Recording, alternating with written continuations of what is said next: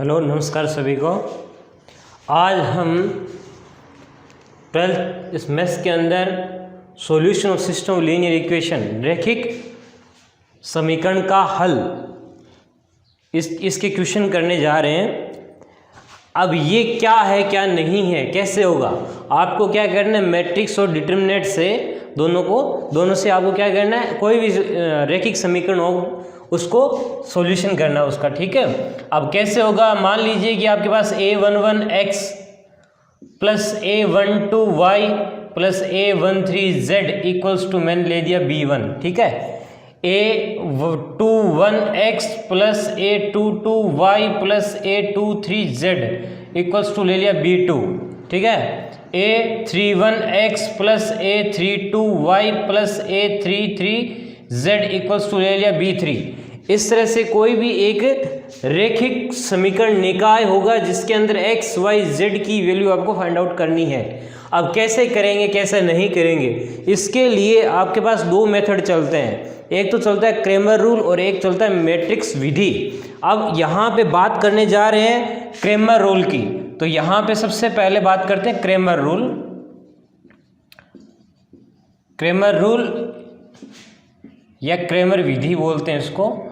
अब आपके पास कोई भी सिस्टम है a1x plus a11x plus a12y और प्लस a13z इक्वल्स टू आपके पास दे दिया b1 दे दिया। ठीक है, या यूं करो अपन टू वेरिएबल का देखते हैं, दो जिसके अंदर दो वेरिएबल हो उसका देखेंगे।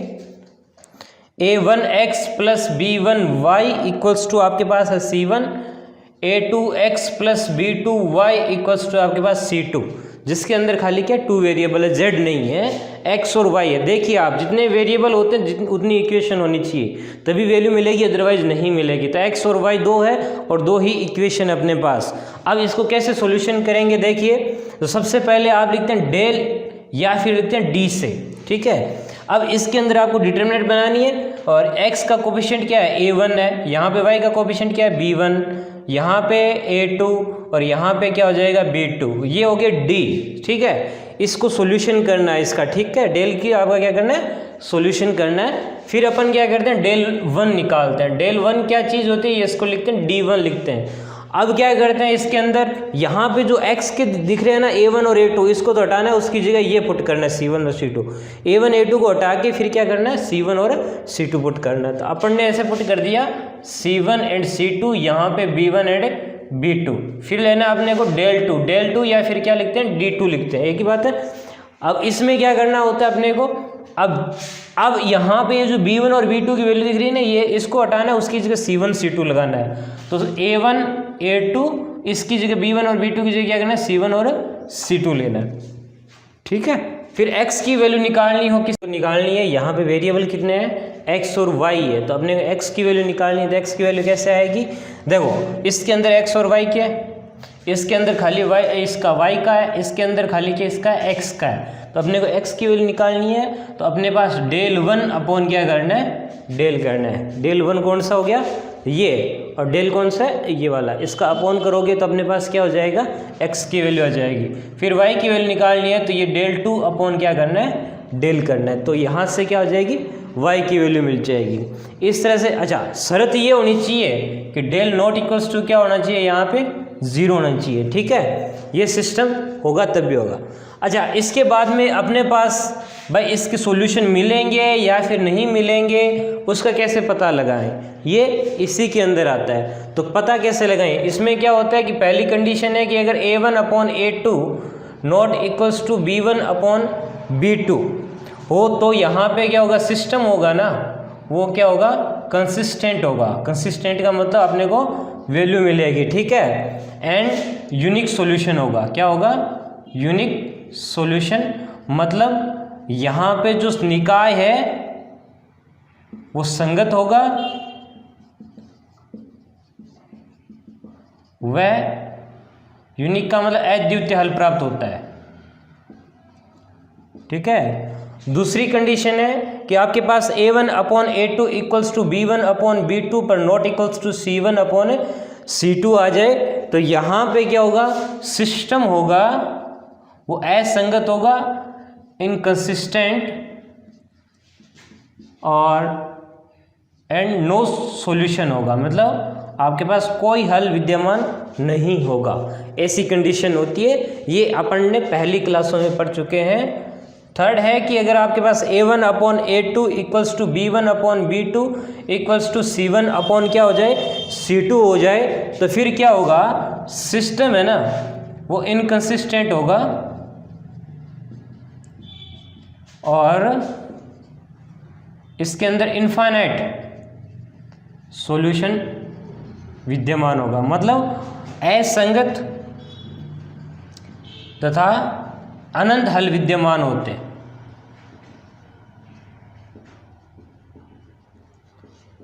ठीक है, ये सिस्टम होता है। ये तो हो गया इसके अंदर खाली, जिसके अंदर क्या हो गया, 2 वेरिएबल हो, 2 अचर हो, ठीक है, 2 चर हो सॉरी। उसके बाद में अगर 3 हो तो क्या करेंगे, 3 का मतलब यहाँ पे z भी आ जाए तो क्या करेंगे। देखिए solution of system with 3 variable, अपन ने क्रेमर रूल के अंदर क्या देखा था, जिसके अंदर 2 वेरिएबल होता है, जो कि यहाँ पे अपन क्या करेंगे 3 वेरिएबल हो, जिसके अंदर x y z तीनों आ जाए। तो मैं यहाँ लिख रहा हूँ, लेट आपके पास इक्वेशन है A1x plus B1y plus C1z equals to ले लिया कितना, D1 ले लिया। A2x plus B2y plus C2z equals to क्या ले लिया, D2।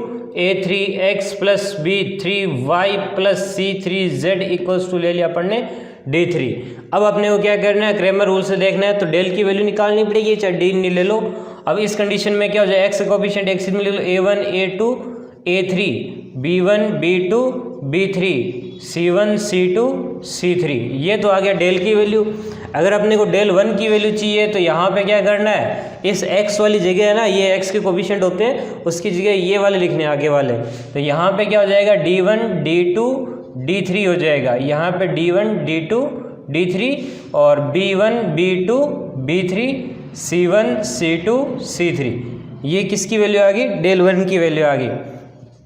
डेल 2 की वैल्यू चाहिए तो क्या करोगे, यहाँ पे ये जो वैल्यू है ना, ये y वाली, उसको हटाना है और उसकी जगह क्या करना है, ये पुट करना है। तो A1 A2 A3, इसकी जगह लिखना है D1 D2 D3 C1 C2 C3, ठीक है। उसके बाद में डेल 3 आएगा, डेल 3 आएगा तो उस कंडीशन में क्या होगा, z वाली की जगह ना इसको हटा के ये पुट करना है, तो ये आ जाएगा A1 A2 A3 B1 B2 B3 C1 की जगह आ जाएगा D1 D2 D3, ये आ गया। अब क्या करते हैं अपन, अपने को 3 वेरिएबल है x y z, तो यहाँ पे x y z की वैल्यू चाहिए, तो x की वैल्यू आएगी वो कितनी आ जाएगी, डेल 1 अपॉन में कितना हो जाएगा, डेल, और y की वैल्यू आएगी वो कितनी हो जाएगी, डेल 2 अपॉन में कितना हो जाएगा, डेल, z की वैल्यू डेल 3 अपॉन में कितना, डेल। यहाँ पे डेल की वैल्यू नॉट इक्वल्स टू क्या है, 0 है। इस तरह से 3 वेरिएबल वाले ऐसे सोल्व करते हैं। अब देखिए यहाँ पे क्या होगा, उसमें तो A1 A2 B1 B2 C1 C2 कर दिया कंसिस्टेंट और इनकंसिस्टेंट के लिए, लेकिन इसमें क्या करेंगे भाई, इसमें ऐसे सोल्व करने पता कैसे करेंगे सिस्टम कंसिस्टेंट होगा, सॉल्यूशन क्या है, ये यूनिक है या फिर नो सॉल्यूशन है या फिर इनफाइनाइट सॉल्यूशन है, ऐसा कैसे पता करें। तो इसके अंदर पहली कंडीशन ये है कि आपके पास क्या होगा, इफ़ डेल है ना वो नॉट इक्वल्स टू 0 होता है, क्या होता है, नॉट इक्वल्स टू 0 होता है, देन यहाँ पे क्या होगा, सिस्टम वो क्या होगा, कंसिस्टेंट एंड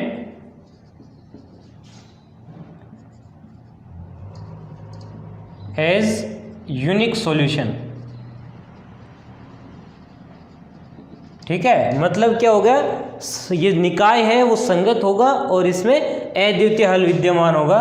दूसरी कंडीशन है कि डेल की वैल्यू 0 हो जाए, डेल की वैल्यू क्या हो जाए, 0 हो जाए, और डेल 1 और डेल 2 और डेल 3 तीनों की वैल्यू भी क्या हो जाए, 0 हो जाए। इस कंडीशन में क्या हो जाएगा भाई, 0/0 फॉर्म होगी, अनडिफाइन हो गई, अनडिफाइन हो गई तो सिस्टम क्या होगा, यहाँ पे इनकंसिस्टेंट होगा, क्या होगा, inconsistent and has infinite solution, मतलब अनंत हल विद्यमान होगा।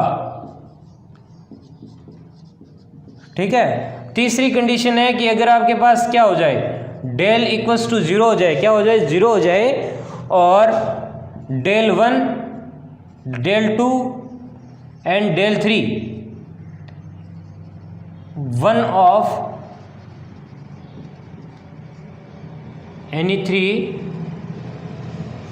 इज नॉन जीरो, मतलब इनमें से तीनों में से कोई भी एक है वो नॉन जीरो होता है, नॉन जीरो हो देन सिस्टम तो क्या होगा, मतलब निकाय है वो क्या होगा, इनकंसिस्टेंट होगा, क्या होगा, inconsistence and has no solution, जिसके अंदर क्या होगा, एक भी हल विद्यमान नहीं होगा। तो तीन चीजें आपको ध्यान में रखनी है। नेक्स्ट है अपने पास मैट्रिक्स मेथड। एक क्रेमर रूल देख लिया अपन ने सॉल्व करने का तरीका। अब कौन सा है, मैट्रिक्स मेथड है, आव्यूह सिद्धांत है। ये क्या होता है क्या नहीं, कैसे है वही देखते हैं। a11x plus a12y plus a13z equals to b1 ले लिया, ठीक है। a21x plus a22y plus a23z equals to ले लिया b2।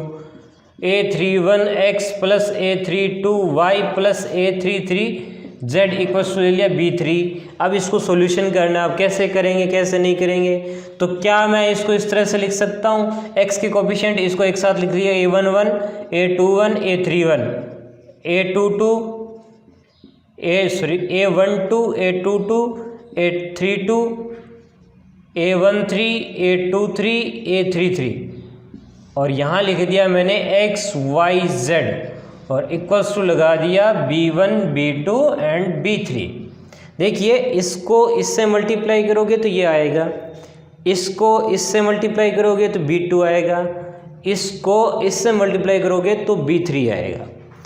अब इसको पूरे को लिख दिया a और इसको लिख दिया अपन ने x और इसको लिख दिया अपन ने b, क्या लिख दिया b। तो अपने पास आया ax इक्वल्स टू क्या हो गया b। अपने को चाहिए a चाहिए, सॉरी x चाहिए, तो मैं दोनों तरफ a इन्वर्स से मल्टीप्लाई कर देता हूँ। तो a इन्वर्स से मल्टीप्लाई करोगे तो मल्टीप्लाई बाई a इन्वर्स। अच्छा ये कौन सा है, लेफ्ट साइड, लेफ्ट साइड के अंदर करना पड़ेगा, नहीं गलत हो सकता है। a इन्वर्स और a कर दिया और यहाँ पे क्या पड़ा अपने पास x पड़ा है, फिर a इन्वर्स और यहाँ पे b। अब देखना a इन्वर्स को मल्टीप्लाई इधर किया है तो इसमें भी इधर ही करना पड़ेगा, आप उधर नहीं कर सकते, गलत हो सकता है, b के इधर नहीं कर सकते आप। तो यहाँ पे क्या होगा, a इन्वर्स a क्या होता है i होता है, तो यहाँ पे i इंटू एक्स क्या हो जाएगा x, और वो क्या मिलेगा आपको a इन्वर्स b मिल जाएगा। तो इसका मतलब यहाँ पे क्या करना पड़ेगा, सबसे पहले a इन्वर्स निकालना पड़ेगा। a कौन सा, ये वाला, a इन्वर्स निकाल के b से मल्टीप्लाई कर दो, जो रिजल्ट आएगा वो x के इक्वल में जाएगा। x के इक्वल का मतलब x की वैल्यू आ जाएगी, y की और z की वैल्यू आ जाएगी। अब देखते हैं इसके क्वेश्चंस पर कैसे करेंगे कैसे नहीं। क्रेमर रूल के क्वेश्चंस चलते हैं। देखिए अपने पास क्वेश्चन है, find area of triangle while vertices of triangle are, A दे रखी है, बी दे रखा है, सी दे रखा है। आपको एरिया फाइंड आउट करना, मतलब किसी त्रिभुज का आपको क्षेत्रफल ज्ञात करना है जिसके शीर्ष के निर्देशांक ये दिए हुए हैं। तो अपन क्या कहते हैं, सॉल्यूशन के अंदर क्या करेंगे अपन, तो देखिए एक वर्टिसेज है, ये सॉरी ट्राइंगल है, ए जिसका कोऑर्डिनेट कितना है 2,3, बी -5,4, सी 4,3 ये दे रखा है, ठीक है। आपको एरिया निकालना है। एरिया इक्वल्स टू क्या होता है, एरिया क्षेत्रफल 1/2 x1 y1 1 x2 y2 1 x3 y3 1 ये होता है। अब यहाँ पे x1 x2 x3 की वैल्यू रखते हैं 1/2, यहाँ पे x1 की वैल्यू कितनी है 2, x2 की वैल्यू कितनी है -5, x3 की कितनी 4, y1 की 3, y2 की कितनी है 4 और इसकी y3 कितनी है 3, 1 1 1 आ गया। इसको सॉल्यूशन करो प्लस माइनस प्लस करके, यहाँ पे 1/2 ये 2 रखा। अब इसके सीध में उनको छोड़ दिया, 4 से 1 से मल्टीप्लाई किया 4, -3 को 1 से किया 3, माइनस ये कितना पड़ा है यहाँ पे 3। अब इसके सीध में उनको छोड़ दो, -5 को 1 से करो -5, -4 को 1 से करो तो 4, आगे क्या पड़ा है, प्लस का कितना है 1। अब इसके सीधे में उनको छोड़ दो, -5 को 3 से करो -15, -4 को 4 से करो 16। अब देखिए यहाँ से कितना मिलेगा 1/2, ये कितना हो जाएगा 1, तो यहाँ पे 2 मिलेगा खाली। ये माइनस का कितना 9, माइनस का 3 बड़ा है, मल्टीप्लाई करोगे तो ये प्लस का कितना हो जाएगा 27, और उसके बाद में माइनस का 15 और माइनस का 16, तो ये कितना हो जाएगा माइनस का 31 हो जाएगा। अब देखिए कितना बचा आपके पास 29 और माइनस का 31 है, तो ये हो जाएगा 1/2 और माइनस का कितना बचेगा 2, तो ये 2 कट के कितना बचेगा माइनस का 1, लेकिन ये मोड में आता है तो ये क्या हो जाएगा 1, और इसका क्या हो जाएगा स्क्वायर यूनिट, मतलब हमेशा एरिया किसके अंदर आता है, स्क्वायर के अंदर, और पॉजिटिव वैल्यू मिलती है। ठीक है, तो 1 स्क्वायर यूनिट आ गया। देखिए अपने पास क्वेश्चन है solve following bye Cramer rule. तो ये इक्वेशन दे दी, आपको क्रैमर रूल से सॉल्व करना है। तो x + y + z = 9, 2x + 5y + 7z = 52, 2x + y - z = 0। ये आपको निकालना है। कैसे करो x y z की वैल्यू, क्रैमर रूल से है तो सबसे पहले डेल आएगा। डेल में क्या होता है, x y z के कोफिशिएंट रखने पड़ते हैं। x का कोफिशिएंट 1, यहाँ पे 2, यहाँ पे भी 2, यहाँ पे कितना आएगा 1 5 1, यहाँ पे z का 1, यहाँ पे 7, यहाँ पे -1। समझ में आ गई बात। अब इसको सोल्व करके देखते हैं, प्लस माइनस प्लस करके। तो यहाँ पे 1, इसके सीध में उनको छोड़ दिया, 5 को -1 से किया तो -5, -1 से 7 से किया तो 7, फिर क्या आता है माइनस का 1। अब क्या करना है, इसके सीध में छोड़ के 2 को -1 से किया तो -2, -2 को इससे करना पड़ेगा 7 से, तो माइनस का 14, और माइनस ये है ना प्लस का, तो यहाँ पे +1। अब उसके सीध में छोड़ दिया जाए, 2 को 1 से किया तो 2, -2 को 5 से किया तो ये हो गया 10। अब देखिए कितना आया -5 और -7 माइनस का 12, माइनस का यहाँ पे 16 और -1 तो प्लस का 16, यहाँ पे माइनस का कितना बचेगा 8, तो ये माइनस के 20 प्लस के, तो माइनस का कितना मिला 4, जो कि क्या मिलेगा नॉट इक्वल्स टू 0। अब क्या करते हैं डेल वन में क्या करेंगे, इस वाली को छोड़ के ये आगे वाले लेके आते हैं। तो 9 52 0 और 1 5 1 1 7 -1, और अब इसकी वैल्यू निकालेंगे तो यहाँ पे प्लस माइनस प्लस, तो 9 लिया और इसके सीध में छोड़ा तो ये हो गया -5 -7 -1, और इसके सीध में छोड़ दिया अपन ने तो ये हो गया -52, -0 को 7 से किया तो ये हो गया 0, प्लस का 1, इसके सीध में छोड़ा तो 52 को 1 से किया तो अपने पास कितना मिलेगा 52, -0 को 5 से किया तो कितना मिला 0। तो यहाँ पे माइनस का 12 पड़ा है और 9 यहाँ पे मल्टीप्लाई करना पड़ेगा, तो कितना मिलेगा आपको 108। उसके बाद में ये माइनस का 52 माइनस तो प्लस का कितना मिलेगा 52, और यहाँ पे क्या पड़ा अपने पास प्लस का 52, तो दोनों को ऐड करो कितना मिलेगा 52 52 104, ये है माइनस का 108, तो ये कितना मिल गया माइनस का कितना मिल गया 4। फिर क्या करते हैं डेल 2 की वैल्यू निकालते हैं। डेल 2 कैसे निकलेगी, इस y वाली जगह पे क्या रखना है, ये चीज़ रखनी है। तो यहाँ पे 1 2 2 और इस वाली बीच वाली में कितना आ जाएगा 9 52 0, और ये है 1 7 -1, इसकी वैल्यू प्लस माइनस प्लस 1, इसके सीध में देखा तो माइनस का 52 -0, ये 0 से हो गया। फिर माइनस का 9 इसके सीध में छोड़ दिया, 2 को 1 से किया माइनस से तो माइनस का 2, और 2 को 7 से किया तो कितना आ जाएगा माइनस का 14, और फिर प्लस का कितना पड़ा है 1, इसके सीध में छोड़ के 2 को 0 से किया 0, माइनस 52 को 2 से किया तो 104, तो ये वैल्यू मिल गई माइनस का 52, ये माइनस का 16 और माइनस का 9 से मल्टीप्लाई करना है, तो 16 और -9 को मल्टीप्लाई किया तो 144 आया प्लस का, और माइनस का 104।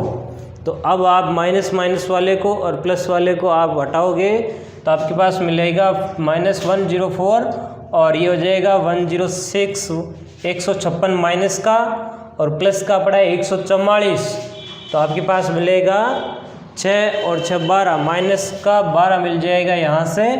अब अपने को वैल्यू किसकी चाहिए, del 3 की वैल्यू चाहिए। तो del 3 क्या होगी, यहाँ पे इस वाले को हटाना है, फिर आपको ये आगे वाले लेके आना है। तो 1 2 2 1 5 1 9 52 0, ठीक है, प्लस माइनस प्लस, तो ये 1, उसके सीध में ये 0, माइनस का 52 और माइनस का 1, अब उसके सीध में छोड़ दिया, 2 को 0 से 0, माइनस 2 को 52 से किया तो 104, और प्लस का 9 इसके सीध में छोड़ा तो ये 2, माइनस का 10, सिंपल, ये माइनस का 52, ये माइनस 104 और माइनस तो प्लस 104 हो गया।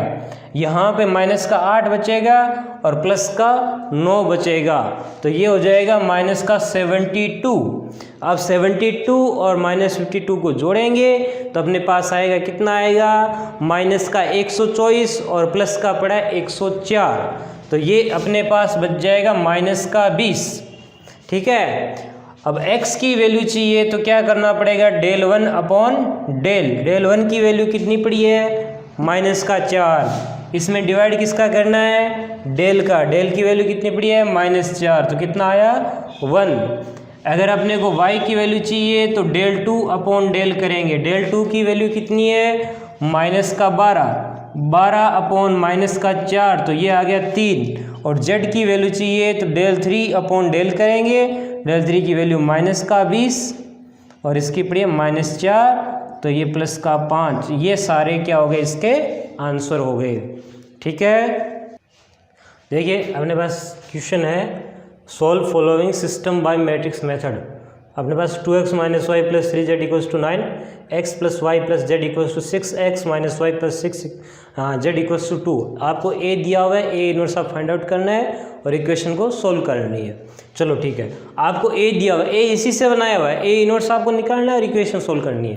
तो कैसे करेंगे, यहाँ पे a इनवर्स निकालने के लिए फॉर्मूला क्या होता है, फॉर्मूला क्या होता है a इनवर्स निकालने के लिए, एडजॉइंट a अपॉन में मोड ए, ठीक है। मोड ए का मतलब क्या हो गया, ए का डिटरमिनेंट निकालना है, तो ए कौन सी है, ये वाली 2 1 1 माइनस 1 1 माइनस 1 3 1 1, ठीक है। अब देखिए इसको सॉल्यूशन करो, प्लस माइनस प्लस करके, ये 2 उसके सीध में छोड़ दिया, 1 को 1 से 1, माइनस 1 1 माइनस का होगा तो प्लस का 1 हो गया, ये माइनस तो प्लस का 1, अब इसके सीध में छोड़ दिया तो 1 को 1 से 1, माइनस 1 से 1 से करोगे तो ये भी 1, प्लस का कितना 3 के सीध में छोड़ दिया, 1 को इससे किया माइनस 1 को 1 से करोगे तो ये 1 ही आएगा, तो यहाँ पे कितना मिल गया, 2 × 2 4 हो जाएगा, ये 0 और ये माइनस का 2 और इंटू में 3 हो जाएगा तो माइनस का 6, तो ये -2 इक्वल्स टू है, तो नॉट इक्वल्स टू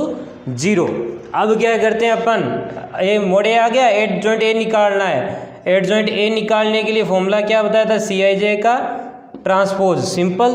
अब Cij का फॉर्मूला क्या होता है, Cij का -1 की पावर i प्लस जे और Mij, सिंपल। क्या, अब देखिए अपने को निकालना है C11 निकालना है, किसका, इसका निकालना है पहले वाले का, ठीक है। अब कैसे निकालोगे, C11 तो -1 की पावर 1 प्लस 1, Mij का इसके सीध में छोड़ दो, बाकी रख दो 1 1 माइनस 1 1, तो ये कितना हो गया, ये 1 होगा प्लस का, और यहाँ पे आपके पास 1 प्लस 1, तो ये कितना हो गया 2।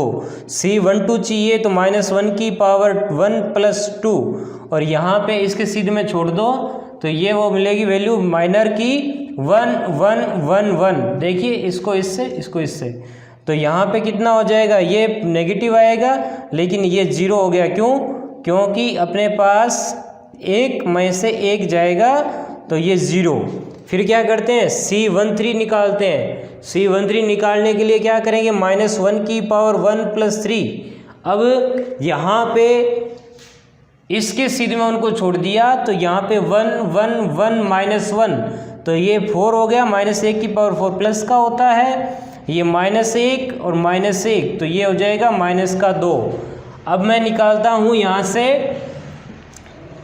C21 लेता हूँ, तो -1 की पावर 2 प्लस 1। अब क्या करना है, अब इसके सीध में उनको छोड़ दो तो ये 2 बचेंगे, -1 3 -1 1, तो इसकी वैल्यू कितनी आएगी, देखो -1 की पावर 2 + 1 3, माइनस आ गया, इससे मल्टीप्लाई करो -1 + का 3, तो ये अपने पास बचेगा -2 C2 2। अब क्या करते हैं, -1 की पावर 2 + 2, अब इसके सीध में उनको छोड़ दो, 2 3 1 1, तो ये प्लस का हो जाएगा, 2 में से 3 गया तो -1, तो ये बच गया अपने पास -1। C2 3, तो ये -1 की पावर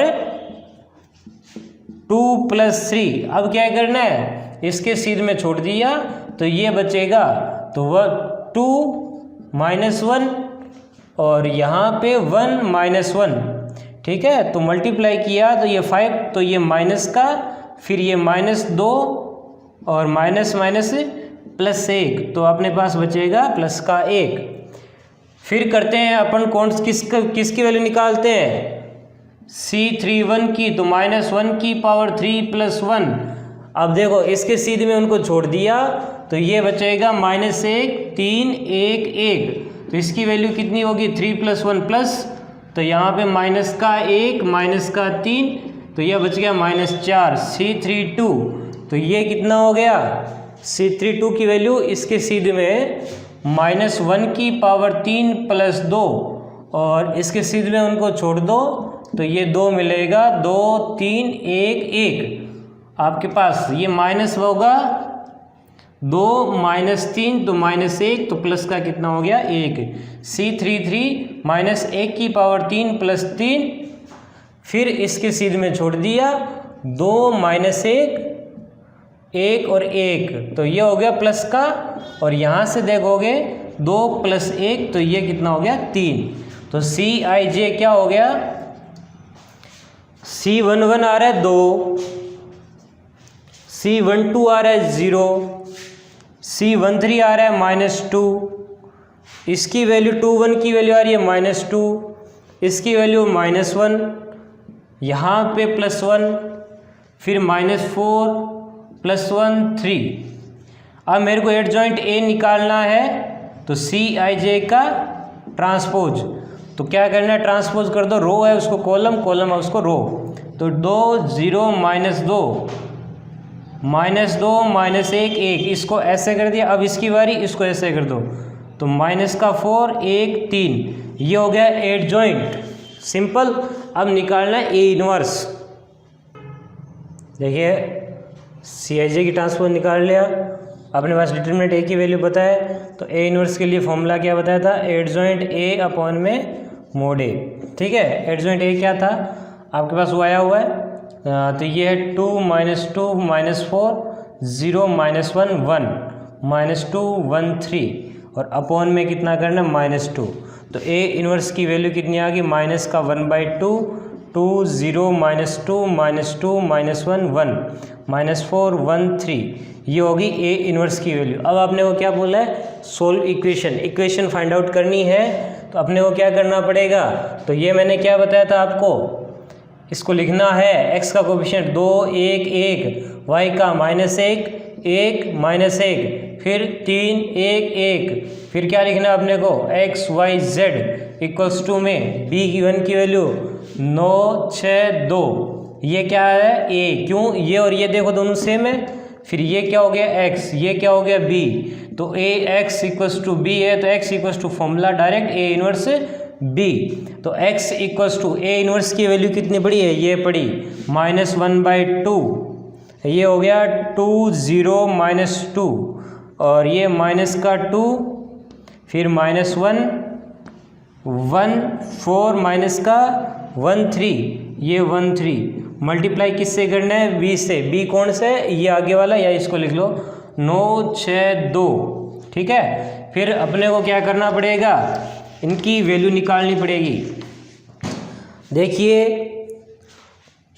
x इक्वल्स टू -1/2 पड़ा है, इसको इससे मल्टीप्लाई करो, 2 को इससे किया 9 से, तो ये हो जाएगा 18, माइनस को इससे किया तो -12, माइनस से ये किया तो -8, फिर 0 को 9 से किया 0, -1 को 6 से, -6, 1 को 2 से तो 2, फिर क्या करते हैं -2 को 9 से तो माइनस का 18, 1 को 6 से तो प्लस का 6, 3 को 2 से तो प्लस का 6 हो जाएगा। ठीक है, इस तरह से अपने को वैल्यू मिल गई। तो -1/2 तो ये कितना हो गया, माइनस का 2 बचेगा, यहाँ से माइनस का 4 बचेगा और यहाँ से 6 6 12 और माइनस का क्या पड़ा 18, तो ये हो जाएगा माइनस का 6। ये x की वैल्यू क्या होगी, x y z हो गई। ठीक है, तो यहाँ पे x y z equals to -1/2 को भेजो तो ये 1, ये 2 और ये 3। तो x की वैल्यू 1 इक्वल में है और y की वैल्यू 2 और z की वैल्यू 3। ये इसका सॉल्यूशन हो गया आंसर। तो अपन ने क्या किया, a इन्वर्स फाइंड आउट कर लिया, ये रहा। फिर क्या किया, इक्वेशन को सोल्व किया, जो चीज़ पूछी है ना इससे रिलेटेड होगी इस इक्वेशन से। फिर अपन ने क्या किया, इसको सोल्व करके एक्स वाई जेड की वैल्यू फाइंड आउट कर ली। इस तरह से मैट्रिक्स मेथड से अपन क्या कर सकते हैं, कोई भी इक्वेशन होगी उसका सॉल्यूशन ज्ञात कर सकते हैं।